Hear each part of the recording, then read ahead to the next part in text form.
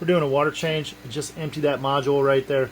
What I did here is I took our DWC plant and the Spider Farmer tote. We finally got a nice, healthy, viable set of roots. We're gonna fill it up with water.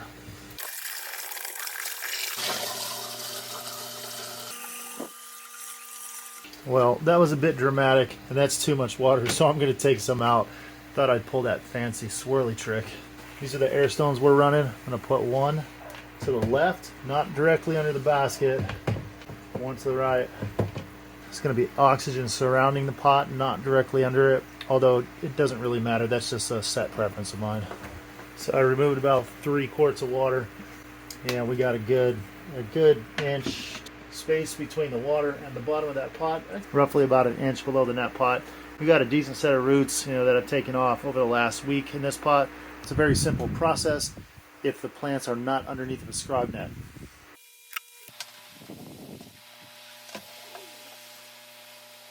All right, we emptied that module. Position it where you need it. Dump the water.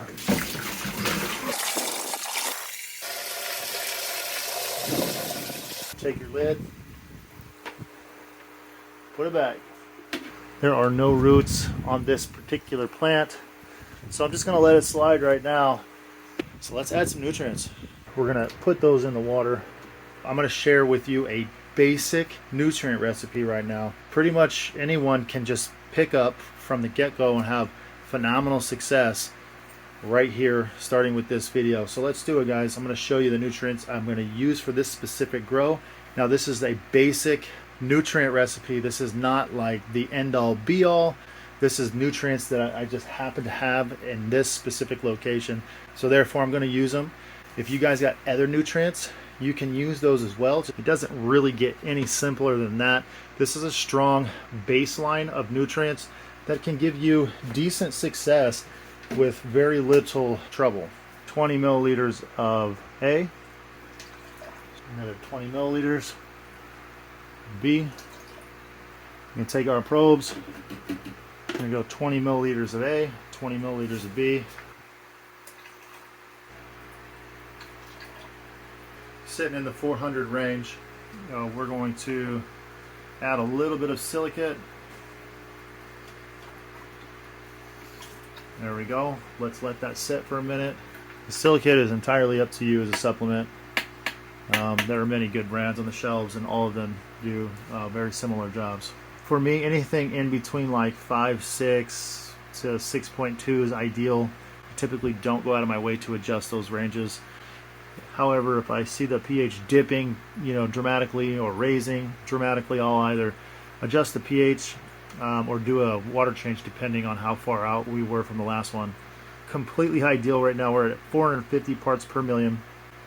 We're at a 6.1 pH, and that is perfect for me.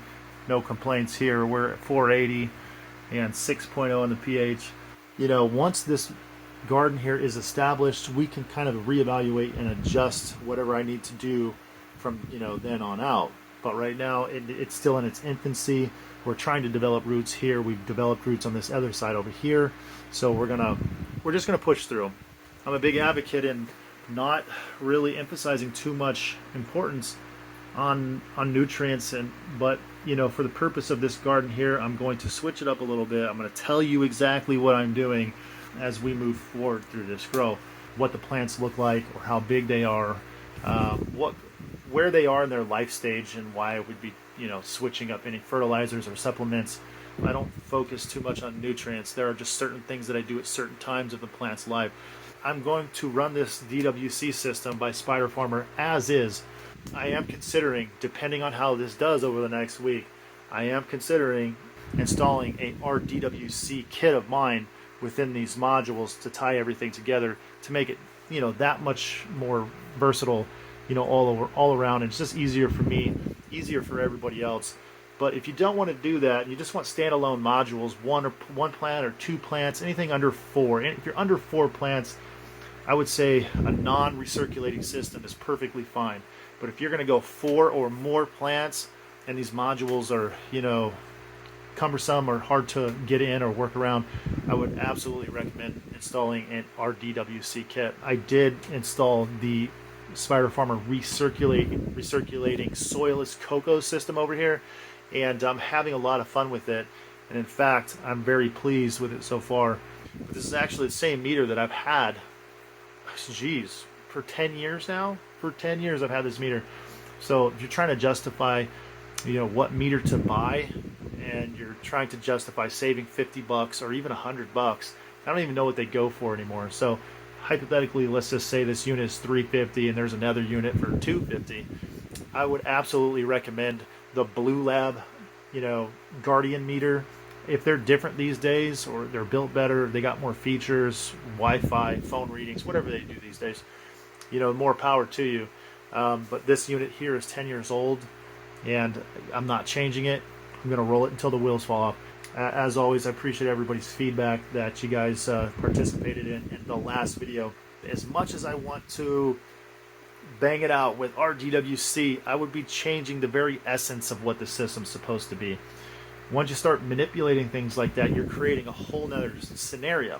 The system was supposed to be, simple, and I don't want to overcomplicate it, because that wasn't its design purpose. You can do that if you're considering an RDWC build and you are looking for perfect modules that have access, that are black, they're light proof. These particular containers here, they're 5 gallons of water. Buy them. This entire kit ran me like $59 with the air pump. And I'm sure maybe if you reach out to Spider Farmer, if you're interested in just these modules, they'll probably sell you a pallet of these totes without the air pumps. Who knows? If it's worth it, I'm sure they'll do it. It's business, guys. All right. It's a perfect container for us to do standalone in, and it's also a perfect container to run a large RDW system build, if that is your true desire. So all right, guys, hybrid, enough about this. Let's go talk about the beauty over here in the next tent. Peace. Woo. Boom.